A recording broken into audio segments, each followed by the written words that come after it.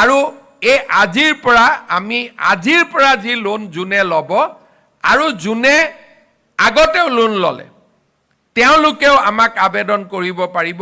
এই 1100 কোটি টকাৰ যোনে লোন ল'লে তেওঁলোকে মনত ভাবিব পাৰে যে আমি নাপাম নেকি, আপোনালোকেও 5%ৰ কাৰণে আবেদন কৰিব পাৰিব। যোনে ইতিমধ্যে লোন ল'লে এমাহৰ ভিতৰত আমি সুন্দৰকৈ আঁচনিখন বনাই আমি আপোনালোকক দি দিম, যাতে এগ্ৰিকালচাৰ ইনফ্ৰাষ্ট্ৰাকচাৰ ফাণ্ডত লোন ল'বৰ কাৰণে আমি ৰাজ্য চৰকাৰেও আপোনালোকক সহায় কৰিব পাৰোঁ। AIFৰ লোন ল'লোঁ। এই AIFৰ লোন লোৱাৰ পিছতো আমি ভাৰত চৰকাৰৰ কেইবাখনো আঁচনিৰ সুবিধা ল'ব পাৰোঁ। PMFME, MIDH, RKVY আৰু ছ'লাৰৰ কাৰণে PM কুসুম, য'ত 40% 50% ছাবচিডি আছে। এই আঁচনিখনৰ আটাইতকৈ ভাল কথাটো আছে, কেতিয়াবা আমি কওঁ যে আপুনি যদি CMAAA পাইছে আৰু PMFME নাপাব, বোলে PMFME পাইছে যদি PM কুসুম নাপাব। ইয়াত তেনেকুৱা কথা একো নাই। এই আঁচনিখনত লোন লোৱাৰ পিছতো আমি চৰকাৰৰ ছাবচিডি স্কিমবিলাক, ৰাজ সাহায্য স্কিমবিলাক আমি ডেফিনেটলি আমি ল'ব পাৰোঁ। আপোনালোক সকলোৱে এই আঁচনিখনৰ সুবিধা ল'ব লাগে। 900 কোটি টকা ইমিডিয়েটলি আমাৰ হাতত আছে আৰু খুব কম দিনৰ ভিতৰতে আমি 3-4 হাজাৰ কোটি টকাৰ আৰু এটা স্পেচ আমি পাব পাৰোঁ। এই ক্ষেত্ৰত আপোনালোকে নিশ্চিতভাৱে সহায় আপোনালোকে পাব, ৰাজ্য চৰকাৰৰ পৰাও সহায় পাব আৰু কেন্দ্ৰীয় চৰকাৰৰ পৰাও সহায় পাব। এতিয়া ইয়াৰ লগত যিসকল আমাৰ FPO এই আঁচনিৰ সুবিধা ল'ব খুজিব, যিসকল সেলফ হেল্প গ্ৰুপে এই আঁচনিৰ সুবিধা ল'ব খুজিব, বা যিসকল পেক্স বা যিসকল আমি এটা ক্ৰাইটেৰিয়া বনাই দিম, যেনেকৈ CMAAAৰ বেনিফিচিয়াৰীয়ে যদি এই আঁচনিৰ সুবিধা ল'ব খোজে 90% বেংকৰ পৰা ল'লে 10% আপোনালোকে নিজৰ পৰা দিব লাগিব। এই 10%ৰ 5% মই ৰাজ্য চৰকাৰৰ পৰা আপোনালোকক দি দিম। তাৰমানে 4,000 কোটি টকা হ'ল, আপোনালোকে 2 কোটি টকা লোন ল'লে 1,80,00,000 টকা আপোনালোকে ক'ৰ পৰা লোন পালে, বেংকৰ পৰা। 3% ইণ্টাৰেষ্ট ছাবভেনশ্যন আপোনালোকে পালে, নিজৰ পৰা কিমান দিব লাগিলে, 20 লাখ টকা। এতিয়া মই আপোনালোকক আঁচনিখন আৰু অলপ ধুনীয়া কৰি দিলোঁ যে 20 লাখ টকাৰ 10 লাখ টকা আমি ষ্টেট গভৰ্ণমেণ্টৰ পৰা আপোনালোকক দি দিম। তাৰমানে নিজৰ মাত্ৰ 5% টকা ব্যৱহাৰ কৰিলে আপোনালোকে এই আঁচনিখনৰ সুবিধা পাব পাৰিব। আৰু কোনোবা যদি FPO এই লোন লয়, FPOক মই এণ্টায়াৰ 10% ৰাজ্য চৰকাৰৰ পৰা দি দিম। FPOৰ ক্ষেত্ৰত, ব্যক্তিগতৰ ক্ষেত্ৰত নহয়। যদি FPO লোন লয়, এণ্টায়াৰ নিজৰ যিটো 10% কিস্তি দিব লাগে, সেই 10%টো ৰাজ্য চৰকাৰে দিব। আৰু ব্যক্তিগত বেনিফিচিয়াৰীক আমি 5% ৰাজ্য চৰকাৰৰ পৰা দিম, যাতে এই আঁচনিখনৰ সুফল আমি পাব পাৰোঁ। আৰু এই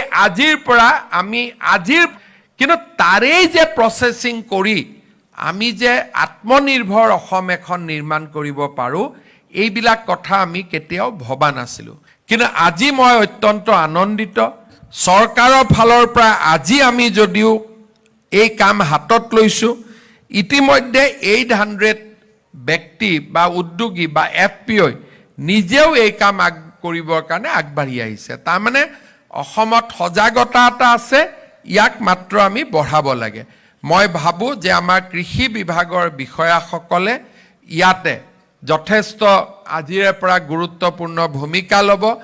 বেংকছেও এগ্ৰিকালচাৰ ইনফ্ৰা ফাণ্ডৰ লগত আমাৰ কৃষকসকলক জড়িত কৰাৰ কাৰণে চেষ্টা কৰিব। আৰু সভাই সমিতিয়ে আমাৰ বিধায়ক মন্ত্ৰীসকলো ইয়াত উপস্থিত আছে।